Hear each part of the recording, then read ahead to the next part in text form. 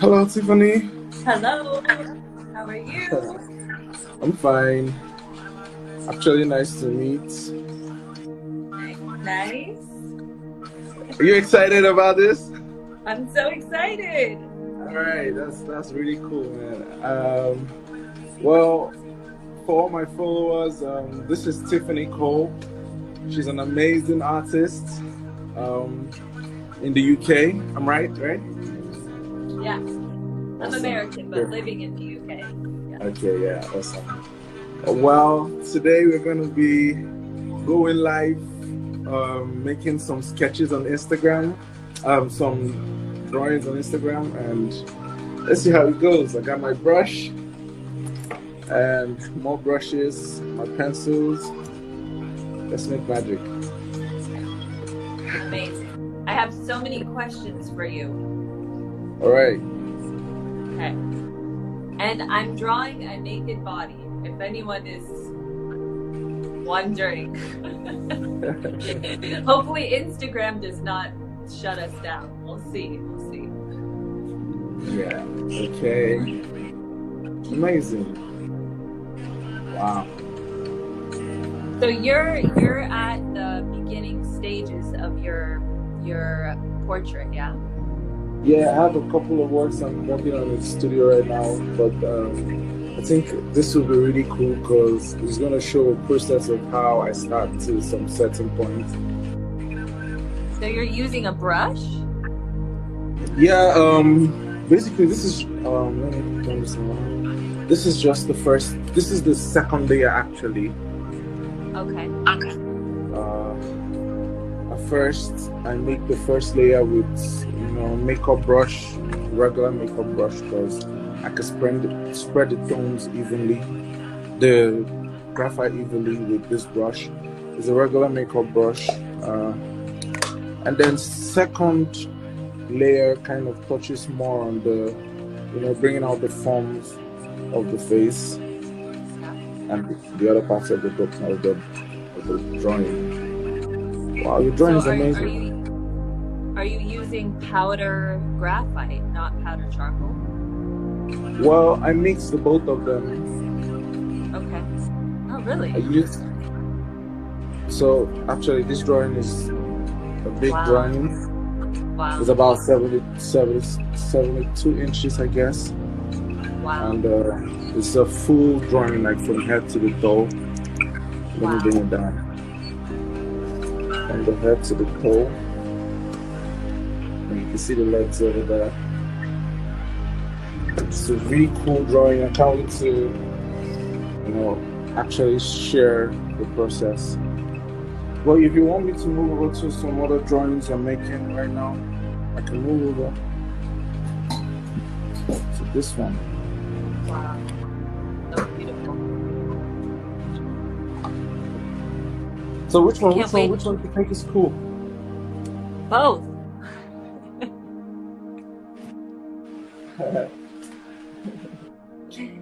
So this one, are you done with this one, or are you still working on it? I'm still working on the hands. Right now, I've only completed one hand, so I have like 4 more hands to go. Wow. So at this point in the hands, are you using a pencil, or are you still using powder? Yes, I'm using a pencil. Okay. Well, the powder is more like, working with a pencil, but then working with the graphite like you're painting. So yeah, it's more like a hybrid between drawing and painting, you get. And are you ever blending? Like for me, I kind of paint with toilet paper. Okay. I use toilet paper as well. Yeah, so I'm getting the graphite on the toilet paper, and I'm using it to paint basically, and then I'll do the pencil over it to do details and stuff. Obviously. Yeah, that's kind of what I do. Yeah. That's pretty much how I do it. Although I have different techniques Yeah. which I used to draw. There's Yeah. there's a technique where I just use this pencil from start to Right. end, Yeah. and Yeah. then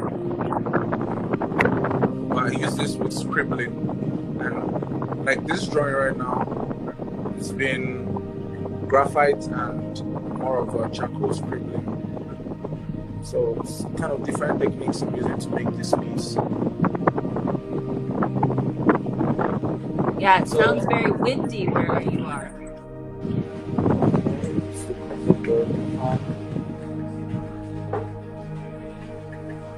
Is that good? Yeah, awesome. Well, hey, our drawings could be one drawing if you look at it like this. All right. So, let's start from this. What paper are you using right now, so people know? So, actually, I'm drawing on board. So this is let me take this out. This is a panel, a wood panel. Okay. And it's just gesso. It's not paper at all. Oh, really? Yeah. That's interesting.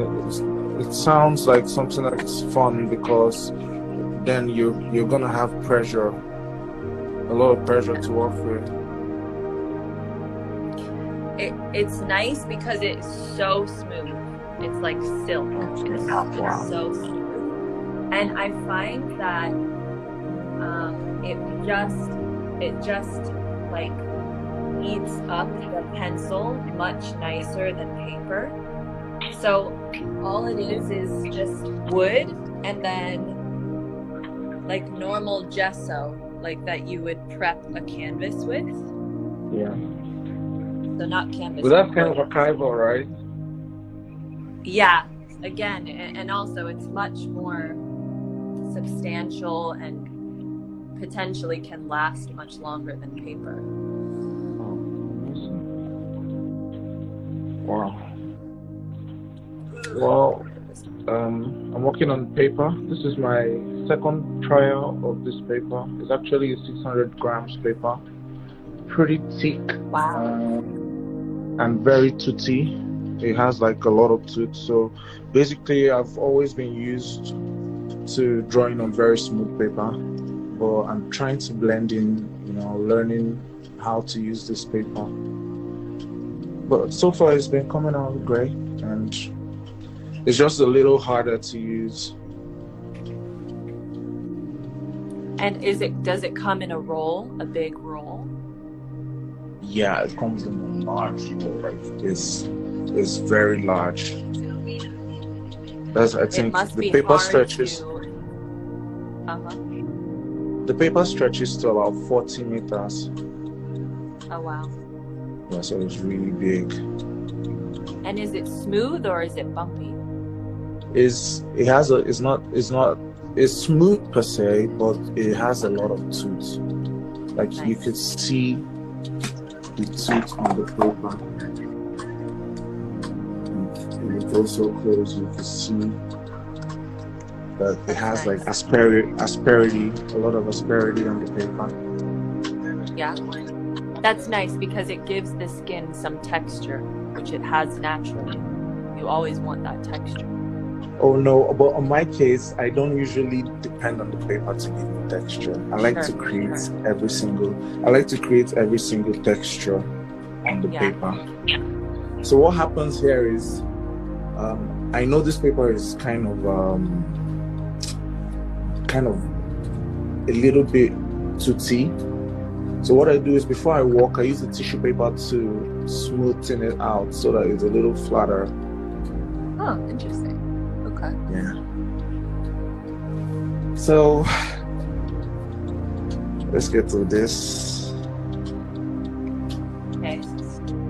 So I see sometimes, we're very different because I only use one thing. I only use a Mars Lumograph 2B pencil. That's the only thing I use. Wow. But I think that's probably bad. I think it's kind of interesting because you should have like a lot of knowledge about tones to be able to adjust to just one pencil. Yeah. And be able to use it very fluidly and correctly. Yeah.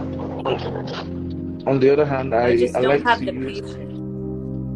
Okay, you mean the selection, like selecting 2B, HB?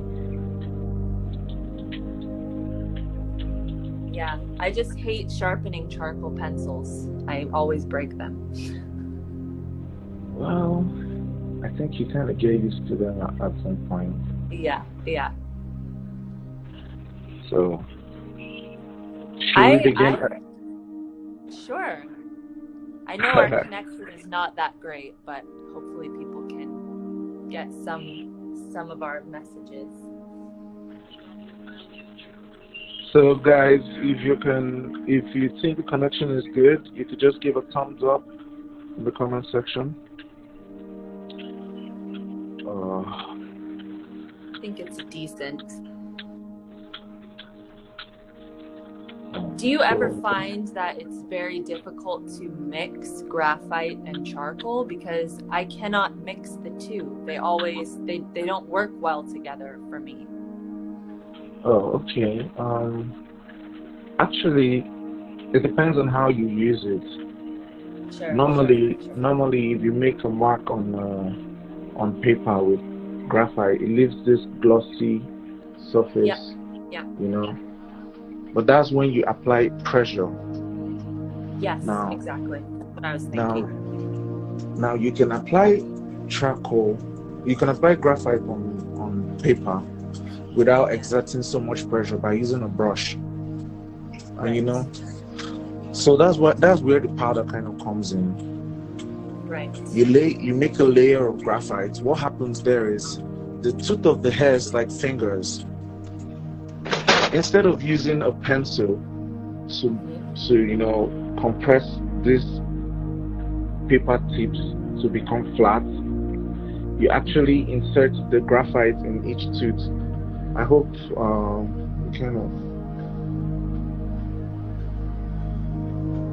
Okay, I'm getting comments that the connection is not good. Yeah, that's the bad thing about Instagram Live. It's not always the best, but I can hear you.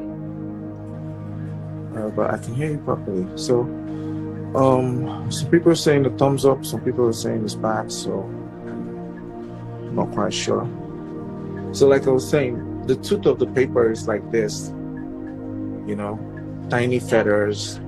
And then when you work with a pencil, like when you use a pencil to work on the paper, you tend to flatten that tooth. And then it becomes kind of, graphite is a lubricant. It becomes very smooth and it becomes very hard for charcoal particles to enter the paper, So, but what you do when you use a brush is, when you use a brush, you tend to lightly put the graphite particles in between the tooth of the paper. And when you do that, you can also come back and then put charcoal on the top. I see.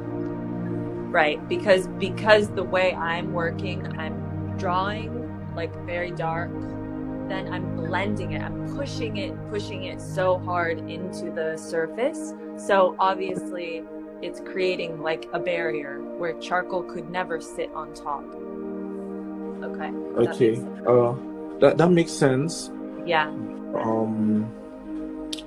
But what you could do at this stage is, I think you could just change the surface of the work by fixing it.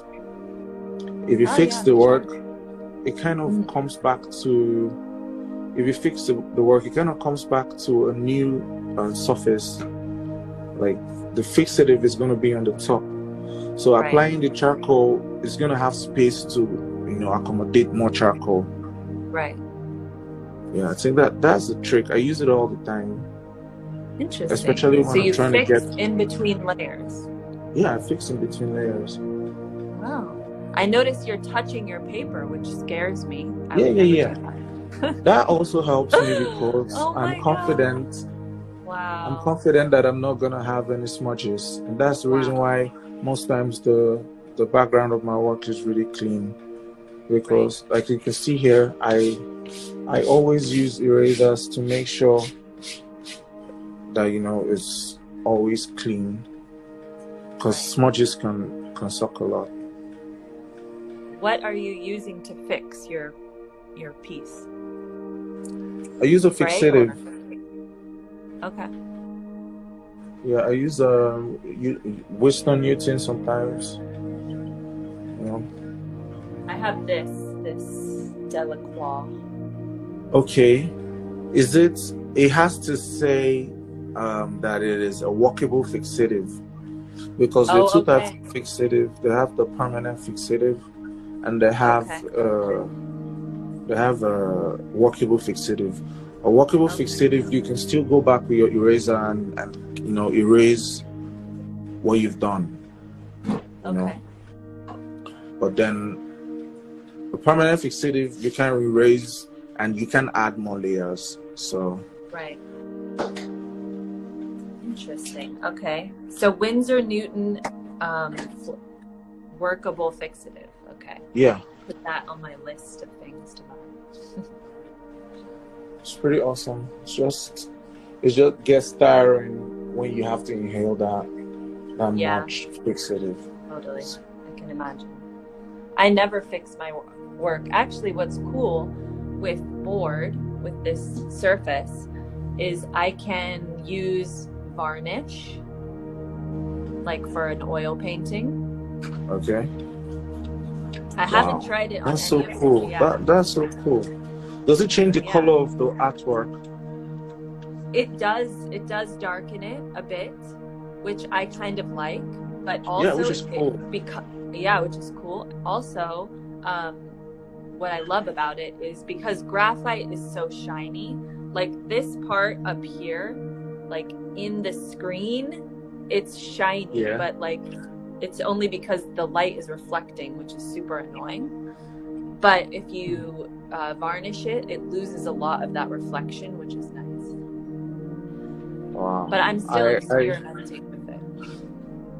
Well, I think that's a really cool feature. If you can varnish it, it kind of eradicates all that shiny. Yeah. But if you also work the way I do, the way I do, I don't really have shines. Although I use a lot of charcoal and graphite. This is how I store my charcoal and graphite. So I have these little cans where I put them. Okay. So this is Cretacolor charcoal powder. This is a normal graphite. When you apply this with a brush, you don't get to have shines because you're not pushing down the asperity of the paper. Right. So you're doing like light layers, light layer, light layer, light layer. Yeah. That's how you call it. Like, So right now you can see different stages of my drawing here. Yeah. You can see this is basically the second layer, right? I haven't done much here. I just made the first layer, which is a light layer of graphite. Then you can see I'm trying to bring out the forms of the hand and the darker parts in the second layer. But furthermore here, you can see that I've gone to about the fourth layer. I'm beginning to go to the darker sides. I'm trying to join them with the lighter parts. But then these are just like gradual stages of adding light, charcoal, light, graphite. And I'm not just adding graphite. I'm adding graphite, and then I'm adding charcoal on top of it, and then I'm adding charcoal on top and graphite on top of the charcoal, and then back to back, different, not just charcoal. And why do you like to mix the two? Is it because graphite gives a lighter tone than charcoal? Yes. Or why do you like to? Okay. I think it gives me control. Yeah. Sometimes I want to get something right, but then I just feel like I need to add. Let's put it this way.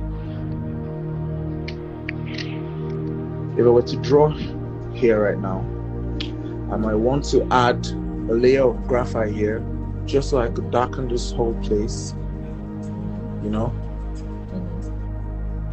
and then go over it on the darker sides with charcoal, and then go over it so that it becomes with graphite, so it becomes smoother. It kind of has this glossy effect like here.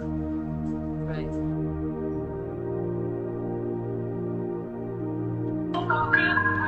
Let me take this off the tripod.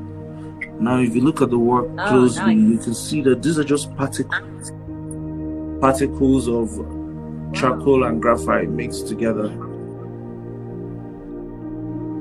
And then pencil, and then the pencil marks kind of help to give texture. Yeah.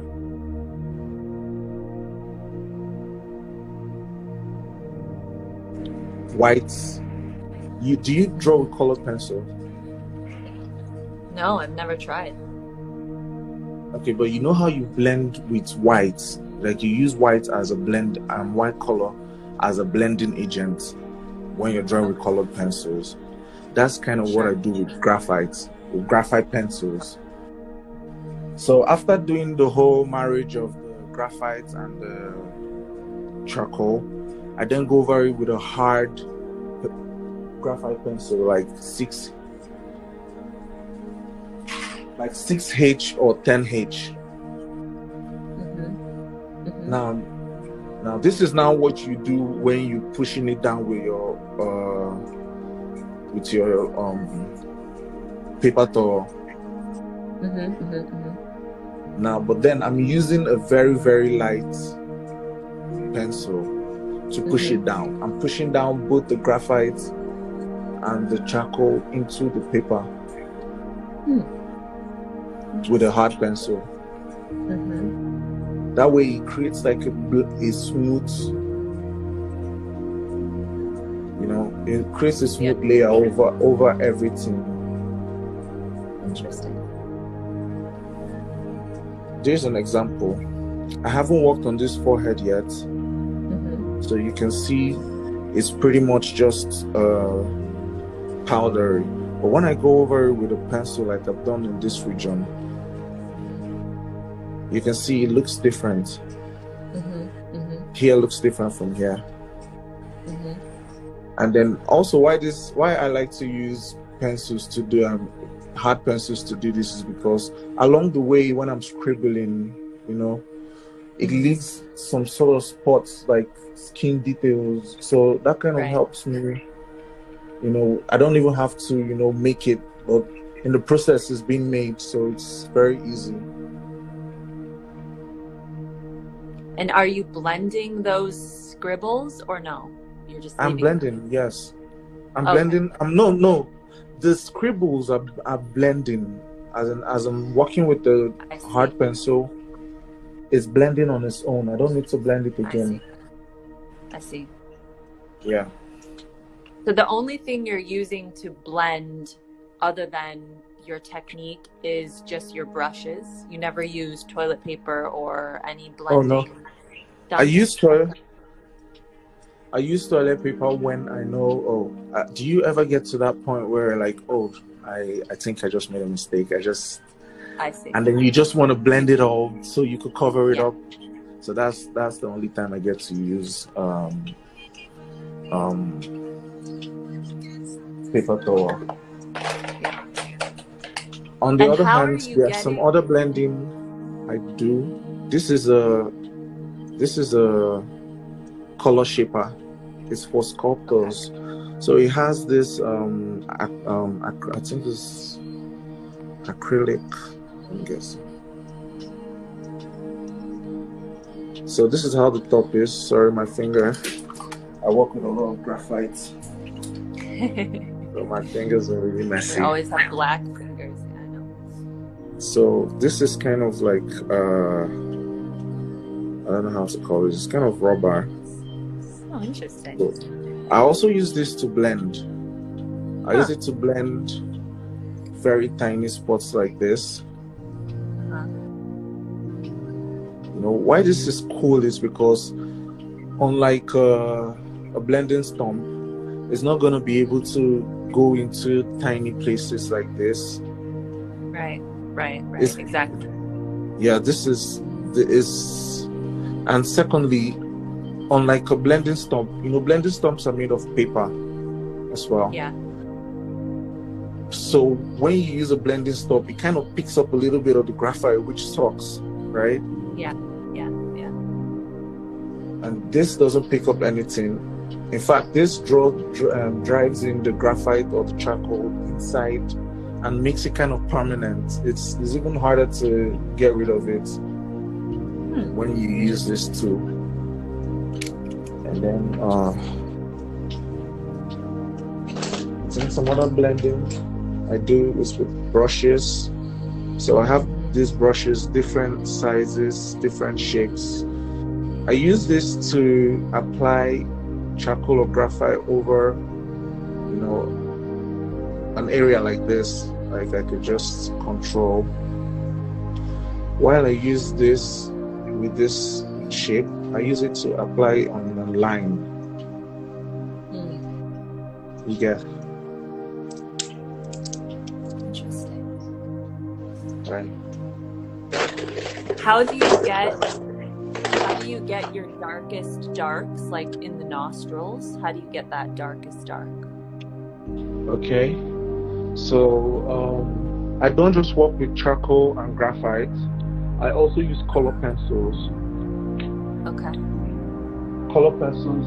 This is my color pencil. It's a Faber-Castell Polychromos color pencil. So basically, this color pencil is made of, I think, wax. It's kind of like a waxy material. So, unlike charcoal and graphite, after you fix it, this doesn't kind of even out. This tends to create something sort of a glossy layer. Yeah. So when you apply this, like this, I use this pencil to make this part. But when you apply this, it's not even as dark as this when you apply it until you fix it. So it becomes darker. Interesting. You see? That's how I get my darkest darks. Other ways I get my darkest darks are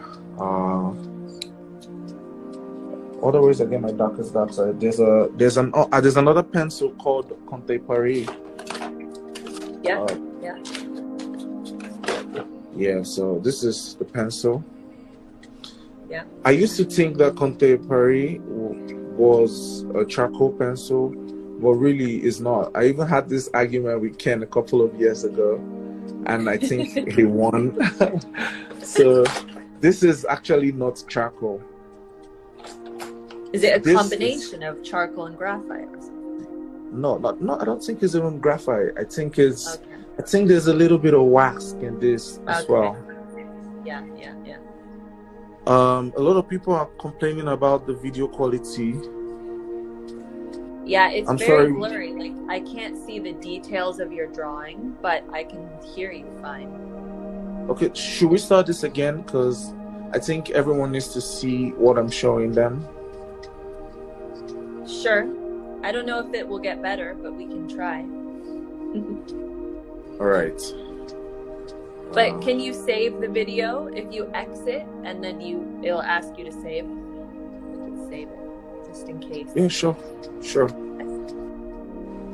All right then. See you in a minute. Yeah.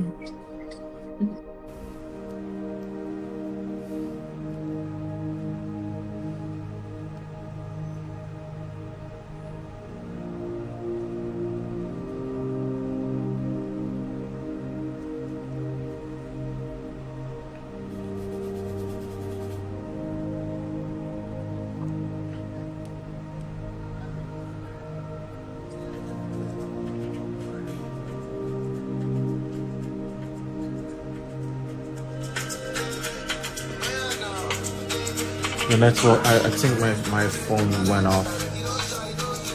I don't know what happened.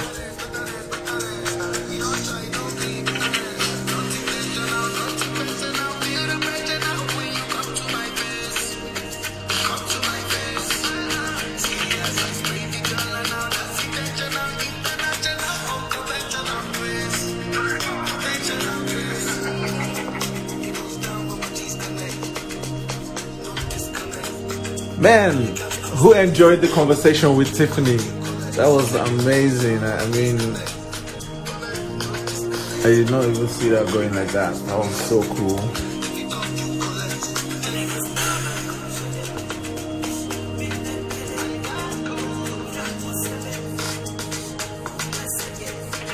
Yeah, the phone went off. I think it overheated.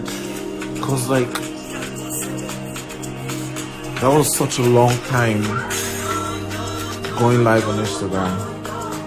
And Tiffany might be back anytime from now. Cause I don't know how this conversation is going to end. Let's keep going.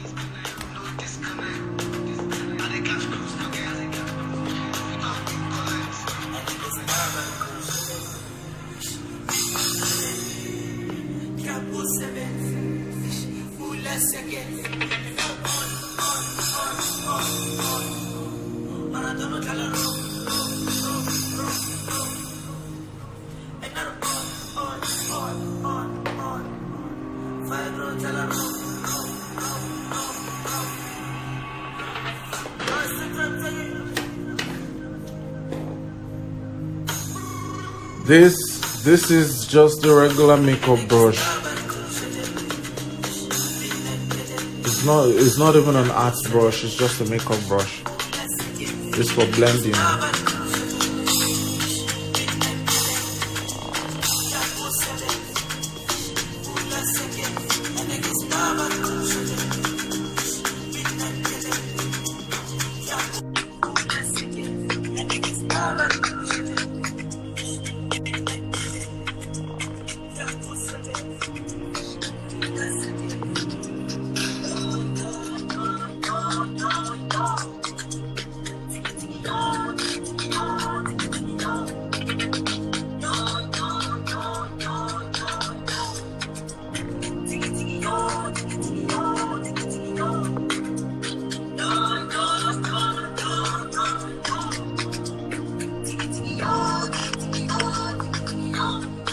Hello.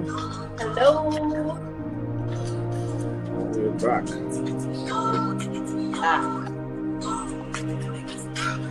Can you see how extremely slow this is for me? I know. It almost feels like throughout the video I haven't done anything. I know. This must suck for people that think they're gonna learn something here. And that's the thing is, you have to have extreme patience. Yeah. It's more like I'm creating something from scratch, like a baby. Exactly.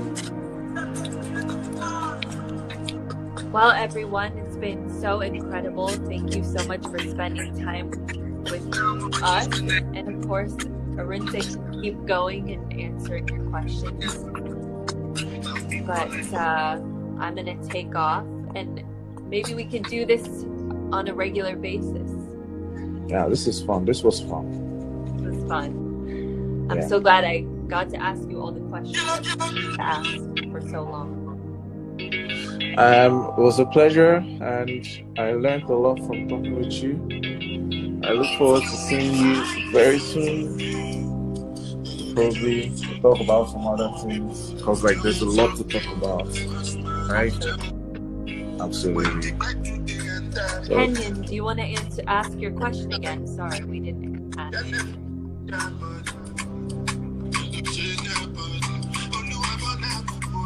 What's your question?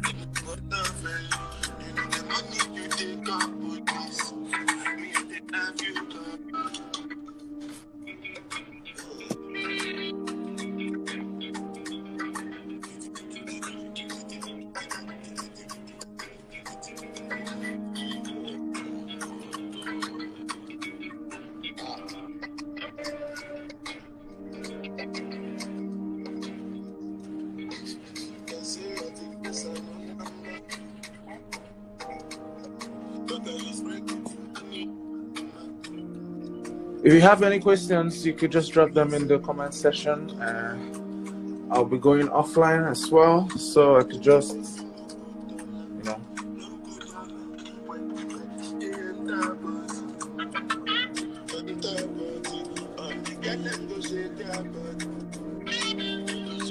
Okay, so his question is, okay, I was asking whether I have this desire of taking art as a career, but I'm afraid it's not paying. That's a very good question. How would you advise? I would say this.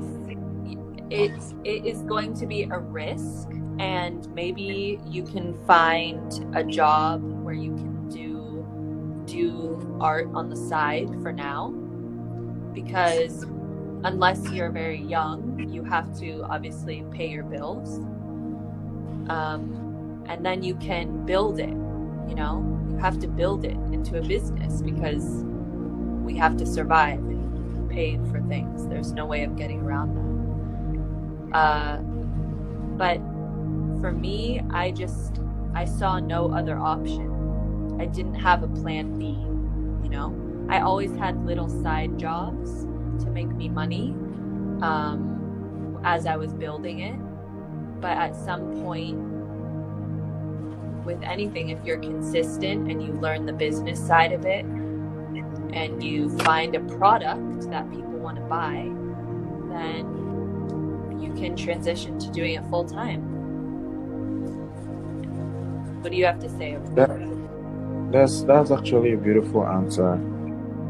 In my opinion, I think the question in itself is a wrong question. I don't know if there's a thing like a wrong question, but sometimes you shouldn't start anything from the skeptical point of view.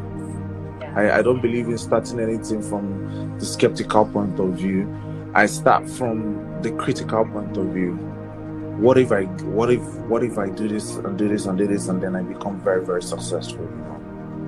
That's a different way to think. When you begin to think of your art career as a means of making money, you are automatically thinking about your career as a job, which is kind of diminishing it. Right. I don't know if that makes any sense. No, totally. What I mean, what I'm saying now is, like you said, to grow an art career, when you want to, let's say you want to become a full-time artist, just have it behind your mind that even 1 year, 2 years, 3 years after you start drawing or painting, you're still building the career. Yeah. It's not something that you build and then sit down and you keep making money. Right. No. You're building, you're learning. It's a process. Like, there are a lot of things in between, and you can always start small. I mean, that is the point of a career, right? You start small and build it. So what should be on your mind? The way you should have asked the question was, I just started drawing, because you need to start. Anything you want to do in life and you want to be successful, I think the very first thing you need to do is to start. Now that you're started, that kind of gives confirmation that you're serious. Yeah. So this kind of automatically cancels whatever skepticism you should have. Right. Are you getting me? Yeah, absolutely. And then the question should be, now that I have started drawing,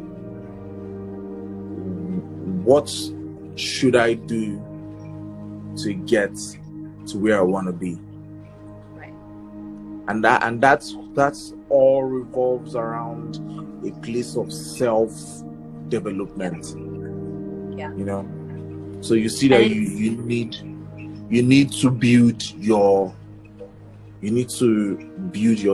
need to build your art, you need to learn certain things, and most importantly, you need to learn about value, like as a whole different topic entirely. Like, you need to learn about value of objects and like value of commodities, because when you say you're starting your art career, you should always have it behind your mind that whatever you're creating is more like a currency, because it goes up in value. For one, if someone buys your painting, the person is expecting it to go up in value in a couple of years. So you should have an understanding about how to create value for your work.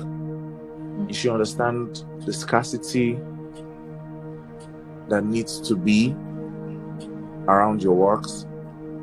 There's so many tiny intricacies that you can just learn by reading a couple of books, I think, or just studying and asking questions, or YouTube, like Tiffany said.